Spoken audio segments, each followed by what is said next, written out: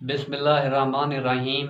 Islamabad high court के intra court appeal में आज सैफर केस में इमरान खान की बहुत अहम समाअत हुई है। ये वो केस है जिसके अंदर इमरान खान की लीगल टीम ने जो जज अबुल हसनात हैं ट्रायल कोर्ट के, उनके कंटेक्ट और जेल ट्रायल को चैलेंज किया हुआ था, जो काफ़ी दिनों से इसके ऊपर जो समाअत हैं वो हो रही है। आज के दिन जो समाअत हुई है वो बहुत अहम समाअत थी। जस्टिस मियां गुल हसन औरंगज़ेब की सरबराही में 2 रुकनी बेंच समाअत कर रहे थे, जिस पर अटॉर्नी जनरल से बहुत अहम रिमार्क्स दिए जस्टिस मियां गुल हसन ने। उन्होंने पूछा कि क्या आप ये बताएं कि जो नोटिफिकेशन इन्होंने चैलेंज किया है, इससे पहले जो कार्रवाई हुई है उसके अंदर जब वजारत कानून ने नोटिफिकेशन जारी किया तो क्या वो जो जेल ट्रायल का नोटिफिकेशन था, क्या वो ट्रायल कोर्ट के जज अबुल हसनात के सामने रखा गया था? क्या उसी के ऊपर जज ने कोई राय दी थी? तो अटॉर्नी जनरल ने कहा कि नहीं सर, वो नोटिफिकेशन जो है वो ट्रायल कोर्ट के जज के सामने नहीं रखा गया। तो फिर जस्टिस मियां गुल हसन औरंगज़ेब ने कहा जब उसके सामने नहीं रखा गया तो फिर वो इस बात को किस तरह डिसाइड करते कि ओपन कोर्ट के अंदर समाअत हो या जेल के अंदर समाअत हो। और दूसरी बात जब बैरिस्टर जो सुलेमान इकराम राजा थे, उन्होंने कहा कि सर, जिस वक्त ये कार्रवाई हुई तो उस वक्त जो ट्रायल कोर्ट का जज था उन्होंने भी एक ख़त लिखा वजारत कानून को। वो ख़त मैं पढ़ना चाहता हूँ। जब उन्होंने अदालत के अंदर वो ख़त पढ़ा तो सुलेमान इकराम राजा ने कहा कि ये जज साहब उनसे सिक्योरिटी के हवाले से पूछ रहे हैं जिनके अंदर थ्रेट्स का कोई जिक्र भी नहीं है, और जज साहब अपने ख़त के अंदर वजीर कानून को लिखते हैं कि जो आपकी राय है वो मेरी भी वही मर्जी है। अगर इस तरह जज कहे तो उसका माइंड जो है वो क्लियर हो जाता है कि वो किस तरफ जा रहा है। अगर इस तरह से जो वजारत कानून की रजामंदी है वही रजामंदी ट्रायल कोर्ट के जज की हो तो फिर हमें क्या इंसाफ मिलेगा या हम उससे क्या इंसाफ की उम्मीद कर सकते हैं। जिस पर अटॉर्नी जनरल ने कहा कि जो ट्रायल कोर्ट के जज ने ये कहा कि कितने लोग समाअत के कार्रवाई के दौरान अंदर आ सकते हैं या कितने नहीं आ सकते, तो सुलेमान इकराम राजा ने कहा कि सर, उन्होंने ये बात तो लिखी भी नहीं है कि इतने लोग आए या इतने ना आए। तो जिस पर जस्टिस मियां गुल हसन औरंगज़ेब ने कहा कि फिर इसका मतलब है तो ट्रायल तो ओपन होना चाहिए ना, तो फिर जेल के अंदर बंद क्यों होना चाहिए? जिस पर सुलेमान इकराम राजा ने कहा कि सर, ये वो कार्रवाई है जब सैफर ट्रायल के अंदर इमरान खान को जुडिशल किया गया तो हमें मीडिया से पता चला, मीडिया के ऊपर अता तारड़ जो है वो आकर कहता है कि इमरान खान का सैफर केस के अंदर उसको जुडिशल कर दिया गया है और उसकी जो गिरफ्तारी है वो सैफर केस के अंदर डाल दी गई है, और हमें तमाम दस्तावेजात नहीं दिखाए गए। ना हमारे वहां पर वकील मौजूद थे, ना इमरान खान मौजूद था। इमरान खान की गैर मौजूदगी के अंदर इमरान खान को जुडिशल किया गया। तो फिर आप बताएं, जो 12 नवंबर से पहले कार्रवाई हुई है उस कार्रवाई के अंदर जो प्रोसेस पूरे नहीं किए गए, और मजे की बात है जब दस्तावेजात देखने के लिए मांगे जाते थे तो क्या कहा जाता था आगे से, तो ये सीक्रेट मामला है, हर बात को सीक्रेट रखा गया। जब इस्लामाबाद हाई कोर्ट के डिवीजन बेंच के सामने ये मामला आया तो फिर इन्होंने जो गलतियां हैं उनको दुरुस्त करने के लिए अब वफाकी काबीना ने जो 15 नवंबर को जो मंजूरी दी है उसका हवाला अटॉर्नी जनरल ने दिया, जिस पर सुलेमान इकराम राजा ने कहा कि सर जब मेरे क्लाइंट के ऊपर फर्द जुर्म आयद की गई तो उस वक्त फर्द जुर्म आयद करने से पहले हमें जो दस्तावेजात थी वो भी नहीं दिखाई गई, तो फिर आप हमें बताएं कि ये जो 15 नवंबर से पहले कार्रवाई हुई है क्या वो कार्रवाई कला अदम नहीं हो सकती, क्योंकि मेरी राय के मुताबिक और कानून के मुताबिक आयन के मुताबिक वो जो कार्रवाई है उसको कला अदम करार दिया जाए। जिस पर जस्टिस मियां गुल हसन औरंगजेब ने कहा कि आपकी इस्तदा यही है। उन्होंने कहा कि सर मैं आपसे इंसाफ की भीख नहीं मांग रहा और मैं आपको ये कह रहा हूं कि जिस तरीके से आयन कहता है, जिस तरीके से कानून कहता है, आप आयन और कानून के को बीच में रखते हुए आप मेरे क्लाइंट को इसके अंदर रिलीफ अता करें। अगर हमने एक नोटिफिकेशन जो अब फर्स्ट नोटिफिकेशन जो उन्होंने जारी किया था उसके अंदर जेल लफ्ज का जिक्र भी नहीं था, जब जज जस्टिस मियां गुल हसन औरंगजेब ने वो नोटिफिकेशन पढ़ा तो उन्होंने कहा कि अटॉर्नी जनरल साहब इसके अंदर जेल का जिक्र भी नहीं है। अदालत ने ये बात भी नोट की और उन्होंने कहा कि आप ये देखें आप किस तरह एक आदमी का ट्रायल कर रहे हैं। अदालत के अंदर सुलेमान इकराम राजा ने कहा कि सर ये कैसे कह सकता है कि जेल के अंदर ओपन ट्रायल हो रहा है, वहां पर तो शाह महमूद कुरैशी के अहले खाना और उसकी बेटी को भी बैठने की इजाजत नहीं दी जाती थी। तो आज हम कैसे कहें कि जो भी कार्रवाई हुई है वो रूटीन की कार्रवाई थी या उसके अंदर हमें इंसाफ फराम नहीं किया गया। और साथ उन्होंने ये भी कहा कि जज साहब जब ये ट्रायल जेल के अंदर होता रहा तो उस वक्त हमसे हर बात को सीक्रेट रखा गया और हमें ये भी नहीं बताया गया कि इसके ऊपर इल्ज़ाम क्या है और जो सैफर की कापी है वो भी नहीं लगाई गई और तमाम मामलात और साथ इमरान खान के ऊपर के नाम के ऊपर मीडिया पर भी पाबंदी थी तो वहाँ पर भी उनको नहीं दिखाया जाता था। तो अटॉर्नी जनरल से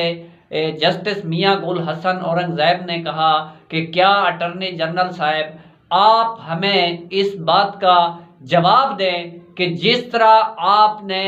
जस्टिस आमिर फरूक को मुतमईन किया आप इसी अदालत को भी मुतमईन करें। तो जिस पर सुलेमान इकराम राजा ने कहा कि सर जो पहला नोटिफिकेशन था जब हमने उसको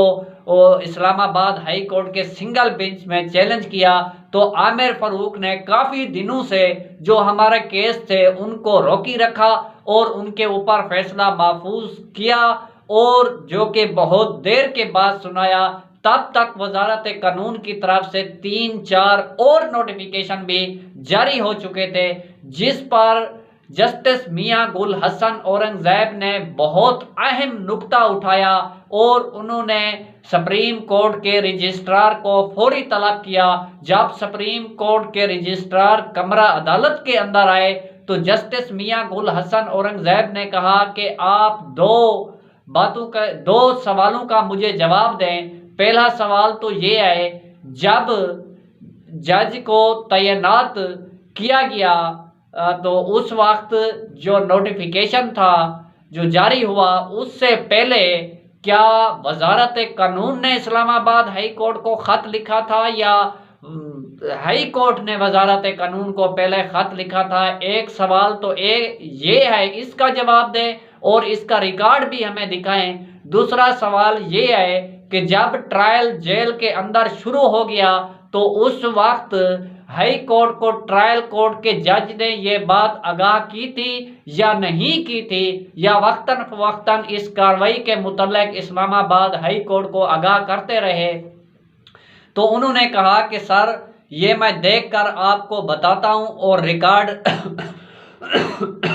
लेकर आता हूं, जिस पर उसको इजाज़त देगी कि आप जाएं रिकॉर्ड लेकर आएं, इन 2 सवालों का जवाब हमें दें। और उसके बाद अटॉर्नी जनरल को कहा कि आप जज अबुल हसनात की तैनाती का नोटिफिकेशन और जो इमरान खान के सिक्योरिटी के मसाइल हैं जो स्पेशल रिपोर्ट है वो भी लेकर आएँ जिस पर जस्टिस मियां गुल हसन औरंगजेब ने इन 4 सवालातों के जवाबात तलब करते हुए जो समात है कल 11 बजे तक मुलतवी कर दी और हुक्म इम्तना यानी स्टे में भी तोसी कर दी, यानी जेल के अंदर कल ट्रायल कोर्ट समात नहीं कर सकता 11 बजे तक, क्योंकि उसके ऊपर जो स्टे है वो बरकरार है। और जब इन 4 सवालों का जवाब आता है तो फिर उसको देखकर जो इस्लामाबाद हाई कोर्ट का डिवीजन बेंच है वो इमरान खान के इसी दरखास्त के ऊपर फैसला करेंगे। पहली बात तो ये है, अगर आइन और कानून को देखा जाए तो जो सुलेमान इकराम राजा इमरान खान के वकील थे उन्होंने बहुत अच्छे तरीके से जो केस है उसको प्रोड्यूस किया और उन्होंने इस तरह के दलाइल दिए जिसके ऊपर अटॉर्नी जनरल लाजवाब हो गए। और इस बात को देखते हुए उन्होंने कहा कि कल हम इस मामले को निपटाएंगे और वाज़े तौर पर बगैर आज की कार्रवाई से ये लगता है कि ये जो ट्रायल है जो साबिक 12 नवंबर से पहले इमरान खान के ऊपर जो कार्रवाई हुई है उसको कलाअंदम करार दिया जाएगा और ट्रायल ओपन कोर्ट में चलाया जाएगा। अगर जज की जो तैनाती है वो हाई कोर्ट के अहकामात के